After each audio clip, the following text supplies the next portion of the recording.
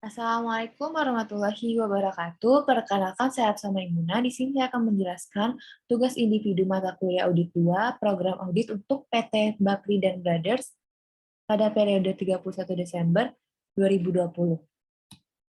Di sini ada 3 bab, yaitu pendahuluan, pembahasan, dan kesimpulan.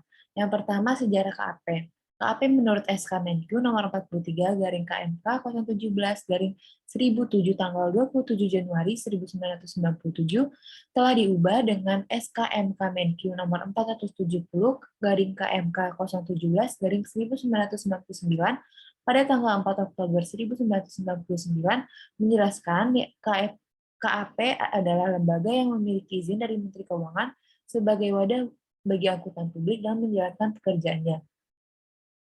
Praktik akuntan di Indonesia sendiri mulai pada zaman VOC pada tahun 1642.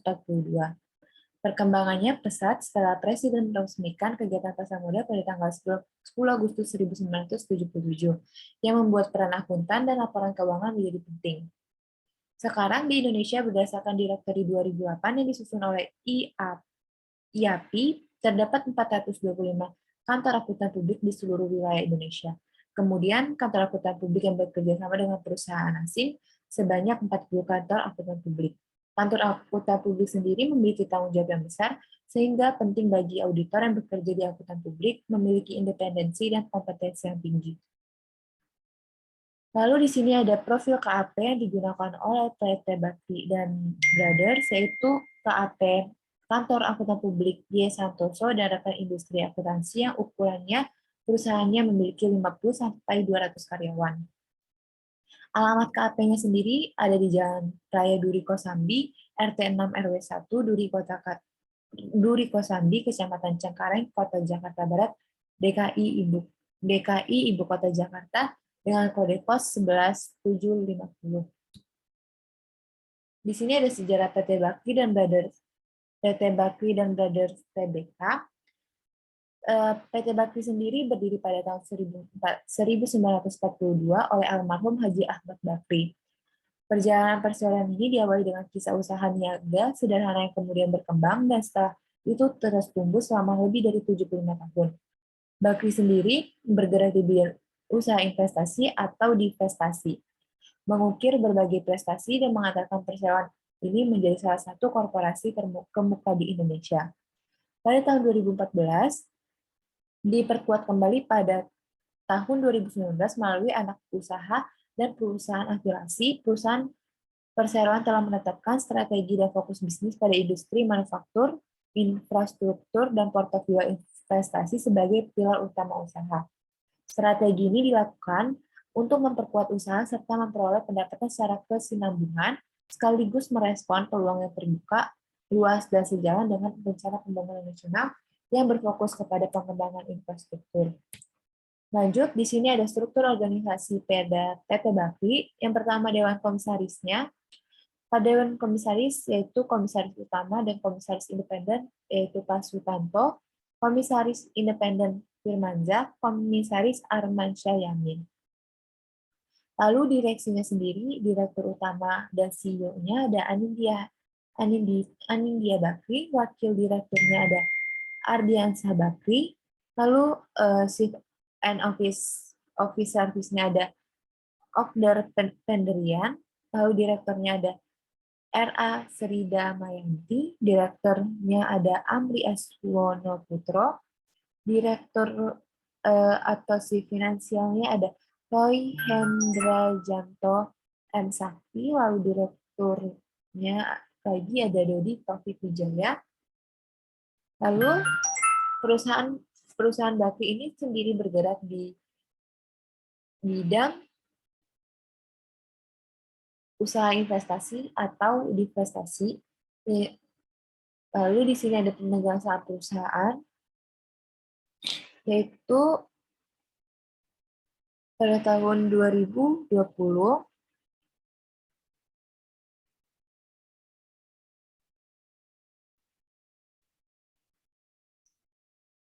pemegang saham di sini yaitu ada Credit Suisse AG, yaitu cabang Singapura, lalu ada Fountain City, Delay Capital Limited, Armansyah Yamin, Amri Aswono, Dudi Taufik Wijaya, RA Sri Damayanti, pada masyarakat dengan total 20.863.053.480.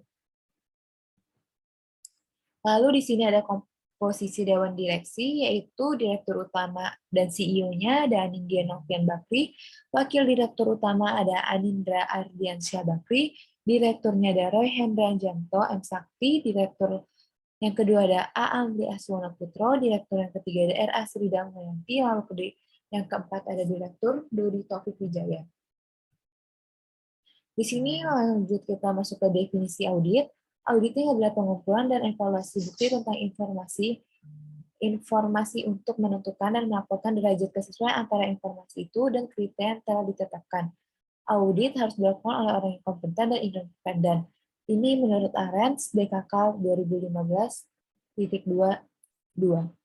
Lalu menurut Arens sendiri, bukti audit ialah setiap informasi yang digunakan auditor untuk menentukan apakah informasi ini dinyatakan sesuai kriteria yang telah ditetapkan. Lalu ada prosedur audit menurut Arens, yaitu rincian instruksi yang menjelaskan bukti audit yang harus diperoleh selama audit. Lalu di sini kita langsung masuk ke prosedur audit PT Bakri, yaitu yang pertama ada tujuan audit yang berkaitan dengan transaksi pengendalian kunci dan pengujian pengendalian dan pengujian substantif atas transaksi untuk pembelian. Tujuan audit transaksi pembelian yang pertama, pembelian tercatat untuk barang biasa yang diterima, yaitu keterjadian pengendalian internal kuncinya, yaitu pembelian telah disetujui oleh pejabat yang berwenang, faktur dan bukti dokumen. Pengujian pengendaliannya itu memeriksa untuk menguji keberadaan dan memeriksa adanya persetujuan atau tidak. Pengujian substantif golongan transaksi yaitu menelusuri dokumen pembayaran.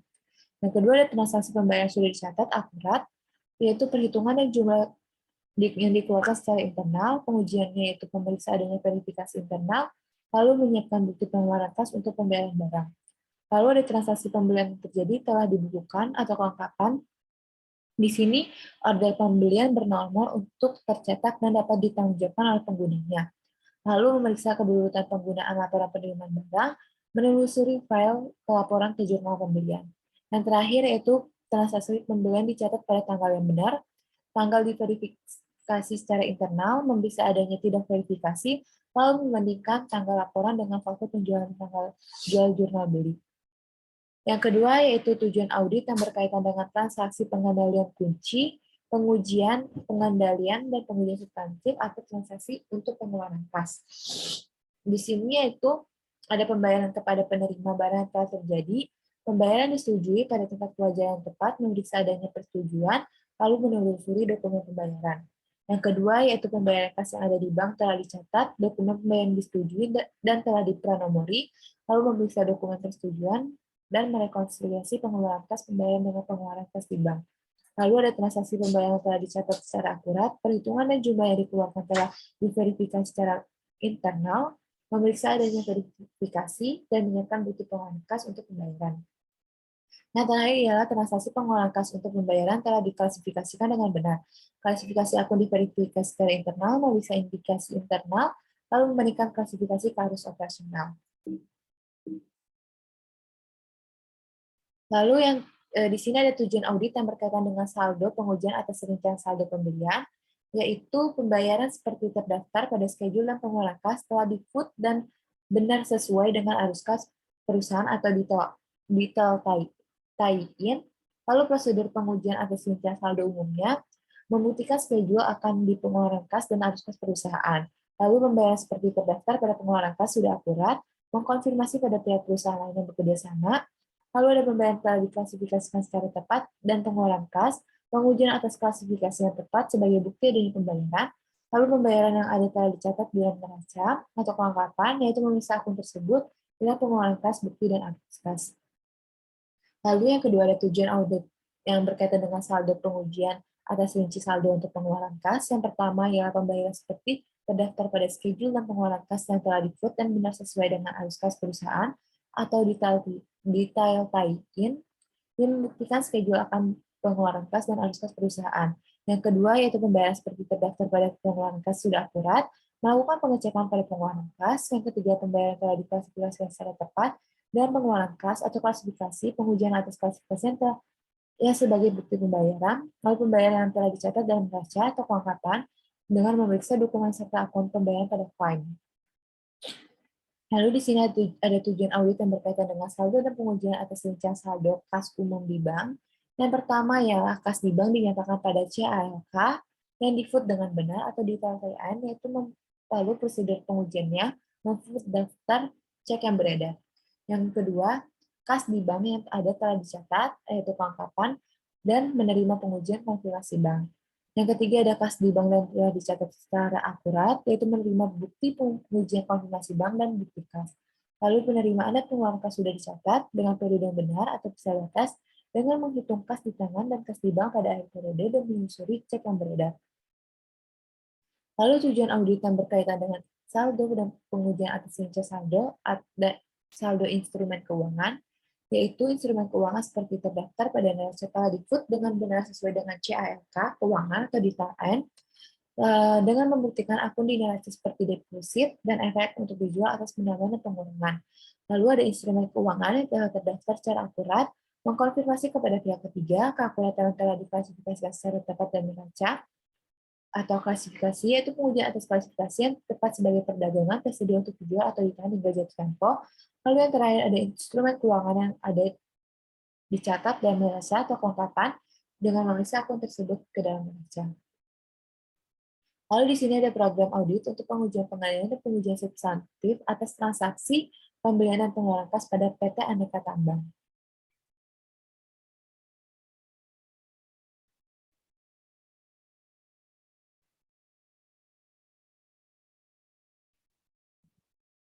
Lalu di sini ada program audit untuk pengujian pengalihan dan pengujian substantif atas transaksi pembelian dan pengeluaran kas pada PT Bakti dan Brother, yaitu siklus pembelian dan pengeluaran. Yang pertama, meriksa apakah dibuat daftar pembayaran dan pengeluaran kas dan apakah ada transaksi yang tidak dicatat. Yang kedua, periksa daftar pembayaran dan pengeluaran kas dalam dokumen laporan keuangan untuk memastikan ketelitian dan ketepatan. Yang ketiga, yaitu memeriksa apakah akuntan mencatat ke dalam laporan keuangan. Yang keempat, periksa laporan. Yang kelima, menelusuri sampel bukti kas keluaran yang disetujui dan dilakukan penyusutan ke dokumen pendukung dan catatan akuntansi yang bersangkutan. Yang keenam yaitu menelusuri sampel bukti kas yang telah dibayar dan melakukan penyusutan ke dokumen dan catatan akuntansi yang bersangkutan. Lalu di sini ada program audit untuk pengujian substantif atas rincian saldo pembelian dan pengeluaran kas. Yang pertama, melakukan pengecekan kembali menggunakan komputer dengan menjumlahkan total daftar utang usaha. Yang kedua, menelusuri daftar utang usaha waktu vendor. Yang ketiga, mengkonfirmasi utang dengan melihat jumlah utang besar atau tidak. Yang keempat, melaksanakan pengujian kewajiban setelah periode. Yang kelima, mengecek ulang daftar dan file induk untuk pihak terkait seperti wesel, kewajiban utang jangka panjang, dan saldo debit. Yang ketiga yaitu program audit untuk pengujian substantif atas rincian saldo kas dan instrumen keuangan.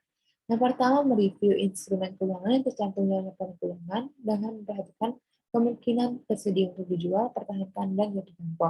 Yang kedua, mereview akun kas di tangan dan di perusahaan kemungkinan adanya kesalahan dalam pencatatan.